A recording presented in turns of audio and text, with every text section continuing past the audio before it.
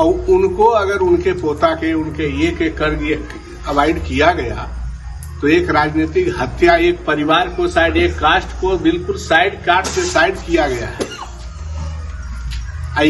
भूमिहार समाज कभी बर्दाश्त नहीं करेगा। जो जंगल राज वो हल्ला कर रहे हैं और वो जंगल राज से पूरा और बरबीघा में ला करके स्थापना, जंगल राज की स्थापना करना चाह रहे हैं। जो हमारा बाप दादा सब रहा, साथ रहा, उसको अवॉइड करके जंगल राज की स्थापना करना चाह रहे हैं। लेकिन अभी भी 50% भूमिहार समाज में और दूसरे समाज में भी राजू बाबू का छवि का असर है। राजू बाबू जो वोट है ना सब इनका है आज भी टिक रहा है। इस पर सर अगर टिकट नहीं दिया, पार्टी को सर्वेक्षण नीचे से कराना चाहिए था कि वर्चस्व किसका है।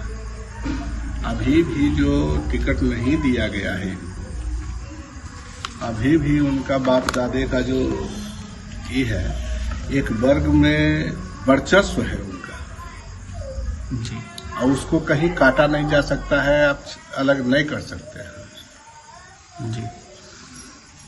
जैसा कि आप जानते हैं कि स्वर्गीय राजू सिंह बाबू जी के वो पोते हैं और शेखपुरा के कल्याण के लिए, यहाँ तक कि बोले शेखपुरा को जन्म उन्हीं ने ही दिया था और कई सारे कार्य कराए और फिर भी उनको नज़रअंदाज कर दिया गया।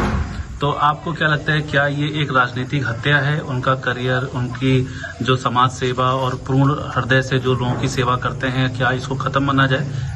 बिल्कुल सर, राजू बाबू का हम लोग, हमारा जो पहले हम लोग नहीं बोल सकते हैं, हमारा खानदान जो ही था, हम दूसरे के बारे में नहीं बोलेंगे, हमारा खानदान जैसा एक वर्ग का जो खानदान था, वर्ग में समूह पूरे ज्यादा भूमिहार जितने थे वो दोनों हाथ उठा के साथ रहते थे और उनको साइड कर दिया गया, साइड कर दिया गया। उनके जगह पर किस छवि के लोग के खड़ा कर दिया गया और किया जा रहा है गुणगान, ये तो आप खुद अब देखिए।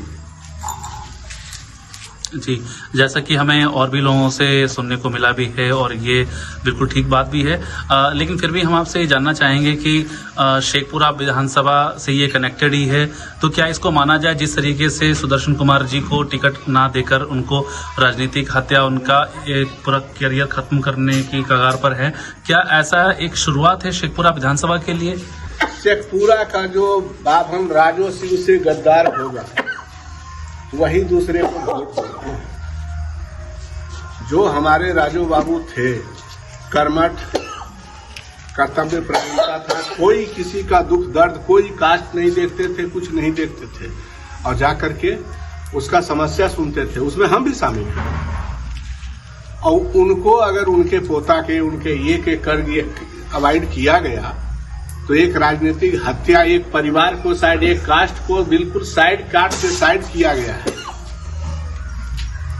भूमिहार समाज कभी बर्दाश्त नहीं करेगा। जैसा कि आप सभी जानते हैं कि भूमिहार समाज के लिए उन्होंने काफी सेवा की, इवन सभी समाज के लिए, सभी वर्ग के लिए, जाति समुदाय के लिए अपने खुले दिल से बहुत सेवा किया है। तो एक ऐसे व्यक्ति को टिकट दे देना जो कि अयोग्य है और कभी वो उसने इतना ना तो सत्ता का एक्सपीरियंस, ना तो कोई, उसको दे दिया और इनको हटा के साइड में कर दिया, तो इस पे क्या बोलना चाह रहे हैं? आपकी भूमिहार समाज के लिए क्या इस पर हम यही बोलना चाह रहे हैं कि वो लोग, हम पर्सनल शेखपुरा के लिए बोल रहे हैं, शेखपुरा बरबीघा के लिए, दूसरे जगह के लिए नहीं। जो जंगल राज वो हल्ला कर रहे हैं और वो जंगल राज शेखपुरा और बरबीघा में ला करके स्थापना, जंगल राज की स्थापना करना चाह रहे हैं। जो हमारा बाप दादा सब रहा, साथ रहा, उसको अवॉइड करके जंगल राज की स्थापना करना चाह रहे हैं शेखपुरा और इसमें जी बरबीघा में। जैसा कि आप सभी जानते ही हैं कि शेखपुरा क्षेत्र में अनुमंडल कार्यालय में ही हमारे स्वर्गीय राजू सिंह बाबू जी की मूर्ति का लगातार अपमान हो रहा है, तिरस्कार हो रहा है, उनको त्रिपाल से ढक के रखा गया है। काफी प्रयास करने के बावजूद भी कोई उस पर एक्शन नहीं लिया गया। तो आप क्या समझते हैं कि ये क्यों नहीं हो पाई है? जबरदस्ती किसी ने मना कर दिया या क्यों नहीं कर पाए? ये इतना अपमान क्यों इनका? तो इस पर तो ललन बाबू समझे, इसकी स्वीकृति मिल गई थी। इन्हीं ललन बाबू जो बढ़े हुए हैं, राजू बाबू की हत्या के ऊपर ही बढ़े हैं आगे। राजू समझ रहे हैं, राजू बाबू का ईंट ललन बाबू आगे बढ़े हैं। ठीक है, अगर उस चीज को, एक भूमिहार है ललन बाबू भी, और उस चीज को नहीं समझ रहे हैं, कहीं जा रहे हैं तो पहले अपने ई को पता करें उससे कि कहाँ हम जा रहे हैं, किस जगह में जा रहे हैं, दलदल में जा रहे हैं या कमल के फूल खिलाने जा रहे हैं या कमल के फूल को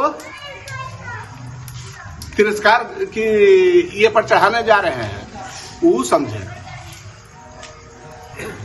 जी, एक प्रश्न और करना चाहता हूं आपसे सुदर्शन कुमार जी के ही संदर्भ में कि जिस तरीके से उनको टिकट नहीं दिया गया और वो अब निर्दलीय ही इस लड़ाई को लड़ने जा रहे हैं, तो इससे क्या इस चुनावी माहौल पर, चुनावी जो एक समय चल रहा है, इस पे कुछ फर्क पड़ेगा शेखपुरा विधानसभा में या बरबीघा विधानसभा में?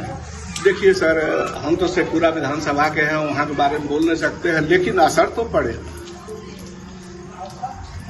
वहाँ से क्योंकि असर पड़ेगा। अभी भी सर हो सकता है हम पैसे लेकर कहीं बिक जाए, लेकिन अभी भी 50% भूमिहार समाज में और दूसरे समाज में भी राजू बाबू का छवि का असर है। राजू बाबू जो वोट है ना, सब इनका है आज भी।